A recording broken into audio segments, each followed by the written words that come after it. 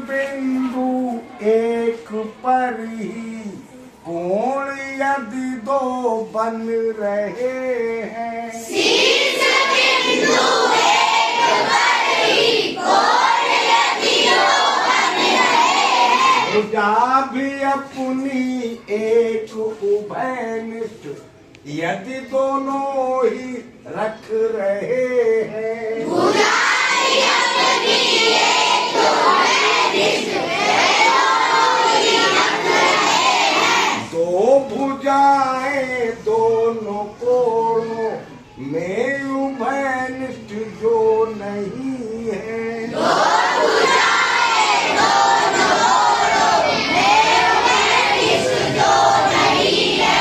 दोनों तरफ ही उभयनिष्ठ के उन दोनों को कह रहे हैं। दोनों तरफ ही उभयनिष्ठ के उन दोनों को कह रहे हैं। इस तरह के कोण जो बनते उन्हें कोण संलग्न कहते। इस तरह के कोण जो बनते उन्हें कोण संलग्न कहते।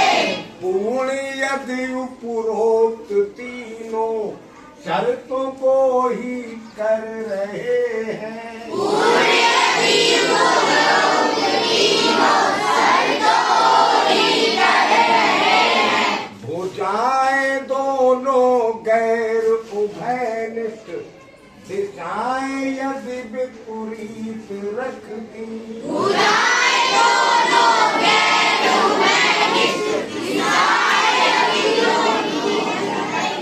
युग्म रैखिक कोण जो संलग्न है वे बन रहे हैं। युग्म रैखिक कोण जो संलग्न है वे बन रहे हैं। अब समझ लीजिए, अभी समझ में नहीं आया होगा, ये आ गया, समझ लो। अब हम आपको समझा रहे हैं रैखिक युग्म या संलग्न कोण। कौन से कोण समझा रहे हैं? इनको आसन्न कोण भी कहते हैं हिंदी में। हिंदी में ही संलग्न कोण को आसन्न कोण भी कहते हैं और अंग्रेजी में इन्हें कहते हैं एडजेसेंट एंगल। क्या कहते हैं? Adjacent angle. Adjacent angle. ठीक। अब संलग्न कम समझोगे, एडजेसेंट ज्यादा याद रहेगा। और ये किताब में भी लिखा है एडजेसेंट ही मिलेगा।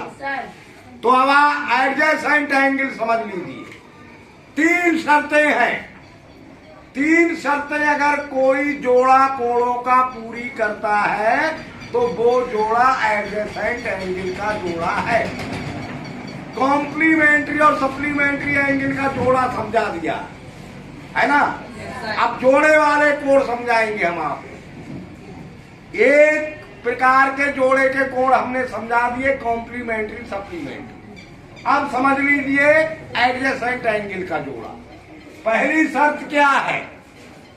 शीर्ष बिंदु एक पर ही कोण यदि दो बन रहे हैं। शीर्ष बिंदु एक पर ही कोण यदि दो बन रहे हैं। एक ही वर्टेक्स पर दो कोण अगर बनते हैं, दो एंगल अगर एक ही वर्टेक्स पर बनते हैं तो वो एडजेसेंट एंगल होते हैं। पहली शर्त है, यानी दोनों कोणों का कॉमन पॉइंट एक होता है। दोनों ही एंगल एक कॉमन पॉइंट रखते हैं। अब बताना शुरू करेंगे। ये दो एंगल बने हुए हैं, वैसे तो तीन है, लेकिन यहां भी आप दो ही समझो। इनका कॉमन पॉइंट क्या है? सौरभ सिंह बताएंगे। ए। इनका कॉमन पॉइंट है, यानी एक ही पॉइंट पर दो कोण बने हुए हैं, तो ये एडजेसेंट एंगल का जोड़ा है। नहीं समझे? आपको समझ में आ गया? पहली शर्त। अमन बताइए इसमें कॉमन पॉइंट कौन है? पी। यानी दोनों एंगल्स का कॉमन पॉइंट, एक ही कॉमन पॉइंट पर दोनों बने हुए हैं। ठीक, इसमें कॉमन पॉइंट कौन है? ओ। ये भी दो कोण एक ही कॉमन पॉइंट पर बने हुए हैं। यानी ऐसे दो कोण जो एक ही कॉमन पॉइंट पर बने हुए हो वो एडजेसेंट एंगल है। नंबर 1 पहली शर्त है, समझ गए? भुजा भी अपनी एक उभयनिष्ठ, वे दोनों ही रख रहे हैं। अब भुजा का मतलब रे, दो किरणों से बनता है, यानी दो रे एक पॉइंट से निकलती है तो एंगल बनता है। अब 3 रे निकले तो 2 बन जाते है ना। इनमें एक कॉमन हो, एक तो कॉमन पॉइंट होगा। ऐसे दो एंगल जिनमें एक कॉमन पॉइंट हो और एक रे कॉमन हो, यानी एक कॉमन आर्म हो।